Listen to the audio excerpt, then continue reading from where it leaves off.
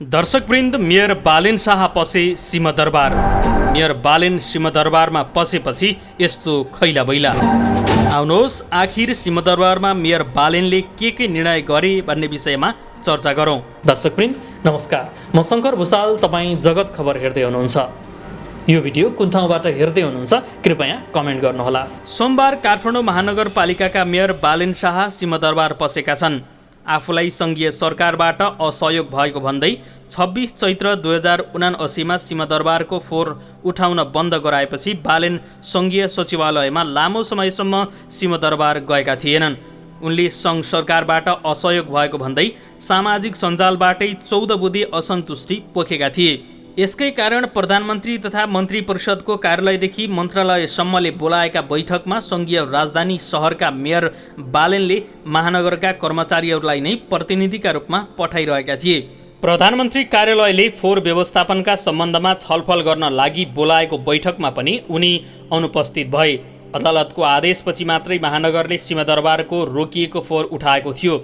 यसका कारण काठमाडौँका मेयर र सङ्घीय सरकारी निकायहरूबीच संवादहीनताको अवस्था सिर्जना भइसकेको थियो। तर पछिल्ला दिनमा बालेन सिंहदरबारमा मन्त्रीहरूसँग भेटघाट गर्न पुगिरहेका छन्। सोमबार बिहान बालेनले सङ्घीय मामिला तथा सामान्य प्रशासन मन्त्री अमनलाल मोदीसँग भेटवार्ता गरे। दिउँसो उपप्रधान एवं गृहमन्त्री नारायण काजी श्रेष्ठले बोलाएको एक समन्वय बैठकमा पनि भाग लिए। महानगर स्रोतका अनुसार उनी विगतको तिक्तता बिर्सिएर सिंहदरबार जानुको कारण हो नदी तथा खोला किनारको सुकुम्बासी बस्ती सार्ने सरकारी योजना। चालु आर्थिक वर्षको नीति तथा कार्यक्रम र बजेटमै सङ्घीय सरकारले नदी किनारका अव्यवस्थित बसोबासी र सुकुम्बासी बस्तीहरू व्यवस्थापनसहित हटाउने योजना ल्याएको छ। गृह मन्त्रालयले काठमाडौँ उपत्यकाभित्रका खोला किनार तथा नदी करिडोरमा रहेका बस्ती र सोबाट उत्पन्न समस्या समाधानका लागि समन्वयात्मक पहल थालेको बुझेपछि बालेन सिंहदरबार पुगेका हुन्। यसअघि पटक पटक डोजर चलाएरै सुकुम्बासी बस्ती हटाउने काठमाडौँ महानगरको प्रयास सङ्घीय सरकारकै असहमतिका कारण सफल हुन सकेको थिएन। सङ्घीय सरकारले राष्ट्रिय भूमि आयोगबाट अघि बढेको प्रक्रिया पालना गर्न महानगरलाई आग्रह गरे पनि महानगरले थापाथलीसहित विभिन्न नदी किनारका बस्ती हतार हटाउन चाहे पनि सङ्घीय सरकारले पर्याप्त सुरक्षाकर्मी नपठाएका कारण सफल हुन सकेको थिएन। बस्ती हटाउन जाँदा झडप भएपछि महानगरका धेरै नगर प्रहरी घाइते समेत भएका थिए। यसअघिका गृहमन्त्री रवि लामिछाने सुकुम्बासी बस्ती हटाउने काममा सहयोग गर्न तयार भए लगत्तै नागरिकता विवादमा परेर राजीनामा दिन बाध्य भएपछि महानगरको योजना तुइएको थियो। त्यसपछि गृहमन्त्री भएका श्रेष्ठसँग पनि बालेनले सहयोग मागेका थिए, तर सरकारले प्रक्रिया सङ्गत रूपमा अगाडि बढ्नुपर्ने बताएपछि मेयर बालेन चिडिएका थिए।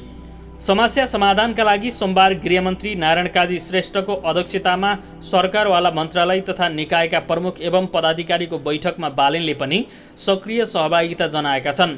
उनले बैठकमा बागमती करिडोरको अव्यवस्थित बस्ती हटाउनका लागि गृह मन्त्रालयबाट सहयोगको अपेक्षा गरेको बताएका थिए।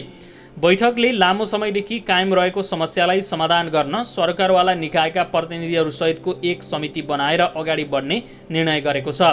शहरी विकास मन्त्रालयका सचिव रविन्द्रनाथ श्रेष्ठ टाइमलाइन बनाएरै नदी किनारका अव्यवस्थित बस्ती हटाउने निर्णय भएको बताउँछन्।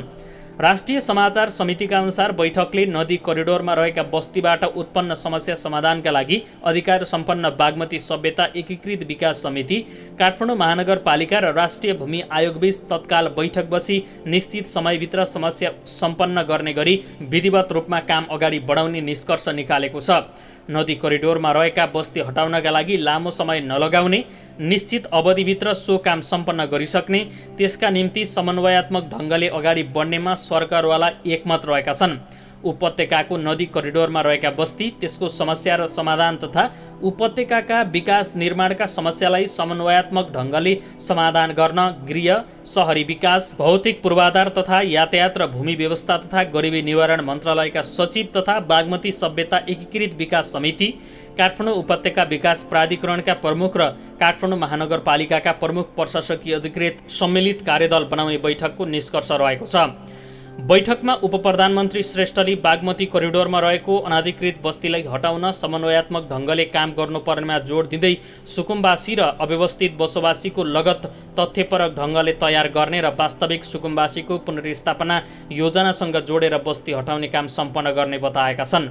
सुकुम्बासी समस्या समाधान गर्ने विषय सबैको साझा जिम्मेवारी भएको जनाउँदै उनले वास्तविक सुकुम्बासीलाई पुनर्स्थापना प्रक्रियामा लैजानु पर्नेमा जोड दिएका छन्। शहरी विकास मन्त्री सीता गुरुङले सरकारको नीति तथा कार्यक्रम एवं बजेटमा पनि नदी करिडोरमा रहेको बस्ती स्थानान्तरण गर्ने उल्लेख गरिएको स्मरण गराउँदै नागरिकको जीवन रक्षाको अधिकारको प्रत्याभूति दिलाउन पनि नदी करिडोरको बस्ती हटाउनु पर्ने बताइन्।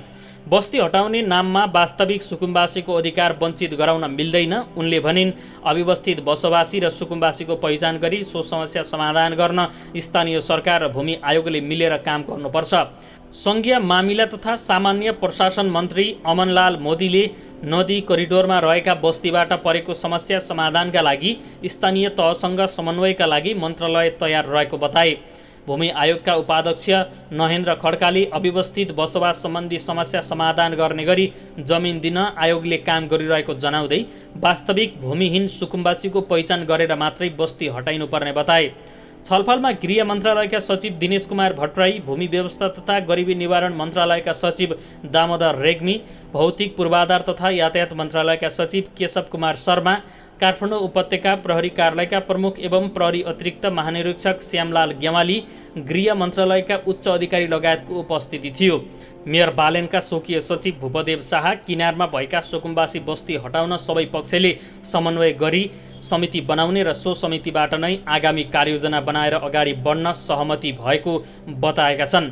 मेयर शाहले सिंहदरबारसँग चिसिएको सम्बन्ध सुधार गर्न खोज्नु भएको हो भन्ने प्रश्नमा स्वकीय सचिव शाहले भने, बैठकमा जानु भनेको कसैसँग सम्बन्ध सुधार गर्ने कुरासँग सम्बन्धित छैन।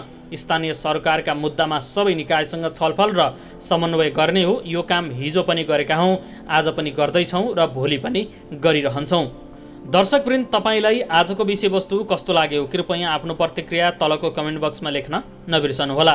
विरोध पनि गर्छ नि कसैले, बालिन त अलि अपरिपक्व भयो भन्छ। विरोध त गरिहाल्छ नि, तपाईँको अब करोडौँको सम्पत्ति जान्छ त बाटामा बनाएर, अनि त्यसले विरोध गर्दैन। यस्तै रोचक, रमाइलो र जानकारीमूलक भिडियोको साथमा हामी फेरि उपस्थित हुनेछौँ। आजलाई भने स्क्रिप्ट राइटर गोविन्द भुसालसँगै मलाई पनि बिदा दिनुहोस्।